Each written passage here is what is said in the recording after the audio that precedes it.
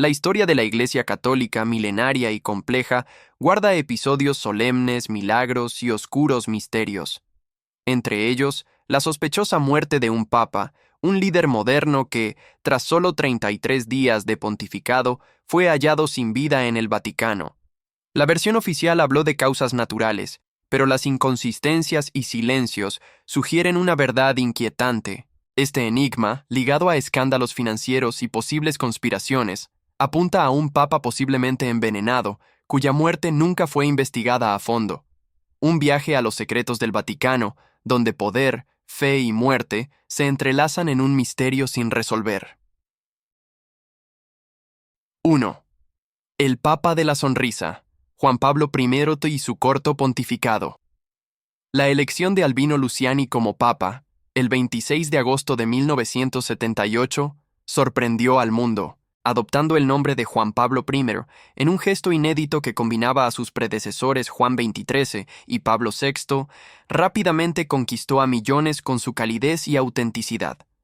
Conocido como el Papa de la Sonrisa, su humildad y lenguaje accesible contrastaban con la solemnidad papal.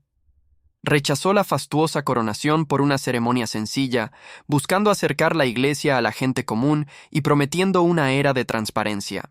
Sin embargo, tras esa imagen afable, Juan Pablo I estaba decidido a reformar las estructuras más opacas del Vaticano, especialmente las finanzas del Instituto para las Obras de Religión, IOR, el Banco del Vaticano, envuelto en escándalos de lavado de dinero, vínculos con la mafia y la logia masónica P2, y conexiones con banqueros como Michele Sindona y Roberto Calvi. Con una ética firme, el Papa planeaba cambios drásticos, incluyendo destituciones en la curia y una revisión del IOR, poniendo en la mira a figuras como el arzobispo Paul Marcinkus. Su breve pontificado fue un torbellino de investigaciones internas.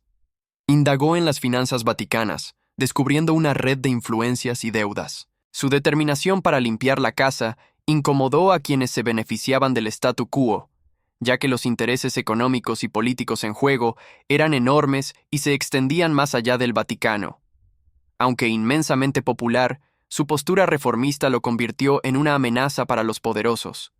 En solo 33 días, Juan Pablo I pasó de ser un símbolo de esperanza a protagonizar una de las muertes más misteriosas de la historia vaticana. Su pontificado, lejos de ser un simple interludio, dejó un legado de enigmas y sospechas de conspiración, con preguntas sobre la resistencia a la verdad que aún resuenan en los corredores de la Santa Sede. 2. La noche fatídica. Lo que la versión oficial no contó.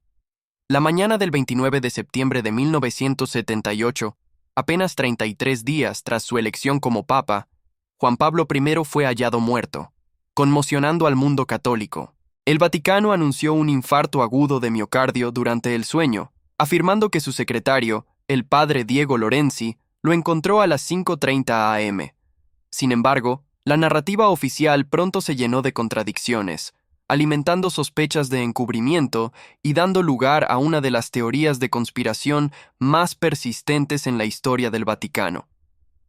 Las primeras horas tras el hallazgo estuvieron marcadas por inconsistencias. Inicialmente se dijo que el secretario descubrió el cuerpo, pero luego se afirmó que fue la hermana Vincenza Taffarel, una monja del apartamento papal. Este cambio, junto con la afirmación de que el Papa sostenía un libro de Tomás de Kempis, cuando otros testimonios sugerían que eran documentos financieros confidenciales, generó dudas. ¿Por qué mentir sobre quién lo encontró o qué tenía en las manos? Otro punto crítico fue la rapidez con la que se embalsamó el cuerpo, sin autopsia previa, eliminando cualquier posibilidad de investigar la causa de la muerte.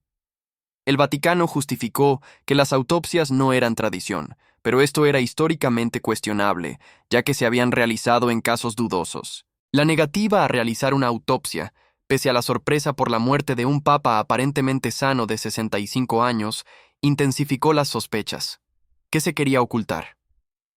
La noche anterior, Juan Pablo I trabajó hasta tarde, aprobando nombramientos clave y planificando cambios en las finanzas vaticanas, incluyendo posibles destituciones.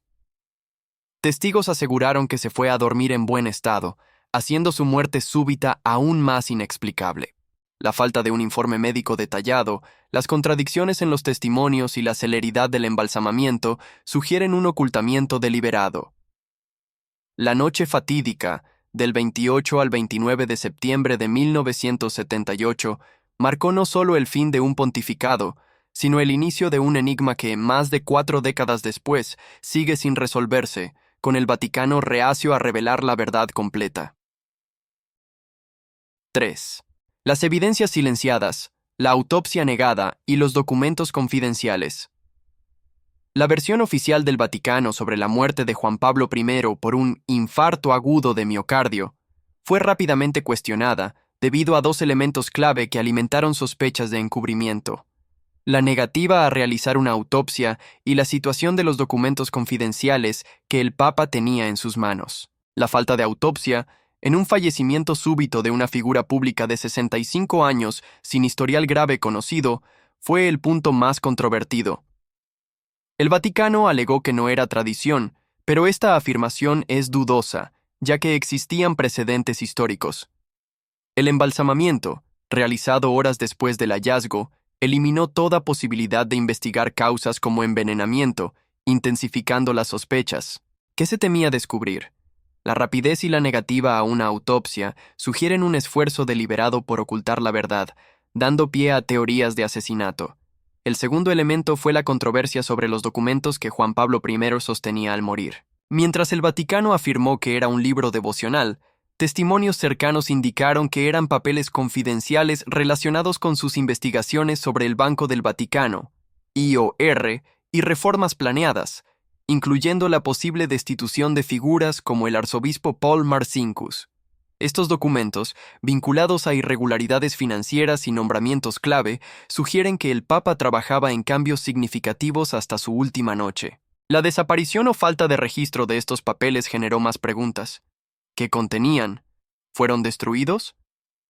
La ausencia de respuestas claras, sumada a la negativa de autopsia, creó un vacío que alimentó especulaciones.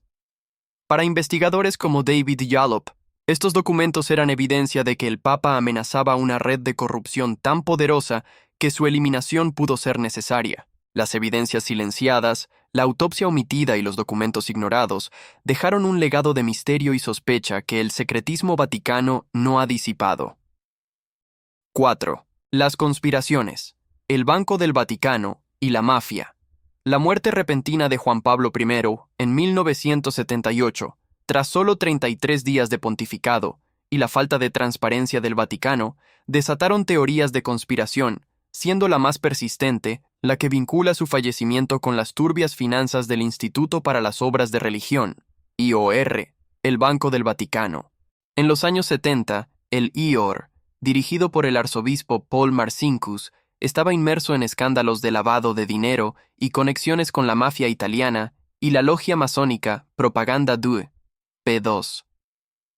Figuras como Michele Sindona y Roberto Calvi, banqueros ligados al crimen organizado, eran piezas clave en estas operaciones. Sindona, con su imperio financiero colapsado en 1974, dejó al IOR expuesto, mientras que Calvi, del Banco Ambrosiano, murió en 1982 en circunstancias sospechosas, oficialmente declarado suicidio. Juan Pablo I, conocido por su integridad y rechazo a la corrupción, parecía decidido a reformar el IOR. Se dice que días antes de su muerte revisaba documentos sobre transferencias sospechosas y nombres de clérigos, incluidos cardenales, posiblemente vinculados a la P2 o a los manejos de Sindona y Calvi. La P2, liderada por Licio Gelli, tenía una red de influencia que alcanzaba al Vaticano, y rumores apuntan a que el Papa había descubierto una lista de 121 clérigos relacionados con la logia. Estas investigaciones amenazaban a poderosos intereses financieros y eclesiásticos. La teoría del envenenamiento, popularizada por David Yallop en el nombre de Dios, sostiene que Juan Pablo I fue eliminado con una sustancia como la digitalina para simular un infarto, evitando una autopsia que revelara la verdad. La rapidez del embalsamamiento y las inconsistencias en las versiones oficiales refuerzan esta hipótesis. Para muchos, el Papa representaba una amenaza para la mafia, la P2 y jerarcas que se beneficiaban del statu quo. La posterior implicación de Marcinkus en escándalos y el colapso del Banco Ambrosiano en 1982 respaldan la idea de que Juan Pablo I tocó una red de corrupción demasiado poderosa. Su muerte, en este contexto, no fue solo una tragedia personal, sino el resultado de una lucha contra fuerzas ocultas en el Vaticano, dejando un misterio que aún persiste. 5. El legado de la duda.